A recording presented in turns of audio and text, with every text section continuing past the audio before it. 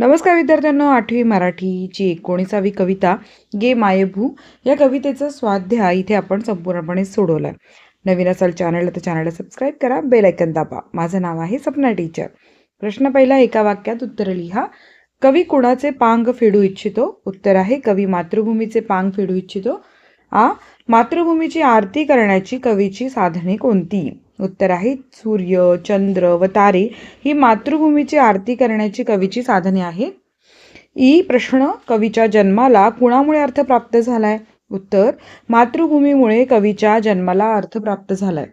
प्रश्न क्रमांक 2, खालील काव्य पंक्तींचा तुम्हाला समजलेला अर्थ स्पष्ट करा. आणि न आरतीला हे सूर्यचंद्र तारे. उत्तर, मातृभूमी हे कवींचे दैवत आहे. या महान देवतेची पूजा सामान्य साधनांनी न करता त्यासाठी दिव्य, तेजस्वी व अलौकिक साधने हवीत असे कवींना वाटते. म्हणून मातृभूमीची तेजोमय आरती करण्यासाठी ते सूर्य, चंद्र व तारे आणणार आहेत. प्रश्न क्रमांक, आई तुझ्या पुढे मी आहे अजून तान्हा. उत्तर, कवी मातृभूमीला माऊली संबोधतात व स्वतः लहान बाळ समजतात. आईच्या दुधावर बालकाचे पोषण होते. मातृभूमी या मातेविषयी विनम्र भाव व कृतज्ञता व्यक्त करताना कवी म्हणतात की हे आई, तुझ्यामुळे मी तुझे तान्हे लेकरू आहे. प्रश्न क्रमांक 3, हे केव्हा घडते ते लिहा.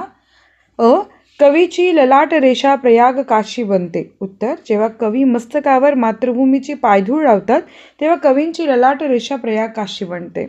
प्रश्न क्रमांक, कवी मातृभूमीची उत्तम गाणी गाऊ शकतो. उत्तर, जेव्हा कवींची वाणी मातृभूमी रूप आईच्या दुधाने भिजून जाते तेव्हा कवी मातृभूमीची उत्तम गाणी गाऊ शकतात. प्रश्न क्रमांक 4, खालील अर्थाच्या कवितेतील ओळी शोधून लिहा. प्रश्न क्रमांक, माझी भाषा मधुर आणि समृद्ध बनव. उत्तर, शब्दात सोड माझ्या आता हळूच पाना. प्रश्न क्रमांक, शब्द सामर्थ्य, प्रतिभा सामर्थ्य प्राप्त झाल्याने गाणी गाईन. उत्तर, आई तुझी आजी मी गाईन रोज गाणी. प्रश्न क्रमांक 5, कवितेत आलेले 2 वाक्प्रचार शोधा व त्यांच्या वाक्यात उपयोग करा. पांग फेडणे वाक्य, ज्या आईवडिलांनी आपले पालन पोषण केले त्यांचे पांग फेडायला हवे. 2, पायधूळ घेणे वाक्य, परीक्षेला जाताना आपल्या आईची पायधूळ घ्यावी. प्रश्न क्रमांक 6, कवितेतील यमक जुळवणारे शब्द शोधून लिहा. सारे, तारे, कशाला, आला, गाणी, वाणी, जराशी, काशी, तान्हा, पान्हा. प्रश्न 7, स्वमत. प्रश्न क्रमांक, कवीने पायधूळ कशाला म्हटले असावे? उत्तर, कवींनी मातृभूमीला माता म्हटले आहे. मातेमुळे माझ्या शब्दात सामर्थ्य आले आहे. त्या आईचा आशीर्वाद मिळणे हे आपले भाग्य आहे. तिची पायधूळ मस्तकावर मिरवावी असे कवींना वाटते. पायधूळ म्हणजे मातृभूमीचा चरणस्पर्श होय. तिच्या चरणाशी लीन होऊन तिला वंदन करून आशीर्वाद घेण्याच्या प्रक्रियेला पायधूळ किंवा कपाळाला लावणे असे म्हणतात. प्रश्न क्रमांक, गे मायभू तुझे मी फेडीन पांग सारे. या ओळींचा सरळ अर्थ लिहा. उत्तर, मातृभूमी ही माता आहे. ती तिचे तान्हे बाळ आहे. मातृभूमीने माझे लालन पालन व पोषण केले. तिच्या दुधाचे सामर्थ्य माझ्या शब्दांमध्ये आले आहे. अशा माऊलीचे उपकार हे जन्मोजन्मी फेडणे शक्य नाही. तरीही विनम्र भावाने कवी म्हणतात की तुझ्या आशीर्वादाने माझे नशीब उजळले. म्हणून चंद्र, सूर्य व तारे आरतीला आणून मी कृतज्ञतापूर्वक तुझे पांग फेडणार आहे असे कवी म्हणतात. प्रश्न क्रमांक, कवितेतून व्यक्त झालेली मातृभूमीविषयीची भावना तुमच्या शब्दात लिहा. उत्तर, मातृभूमीचा गौरव करताना कवी म्हणतात, हे मातृभूमी, तुझीच मी आरती सूर्य, चंद्र व तारे आणून करतो आहे.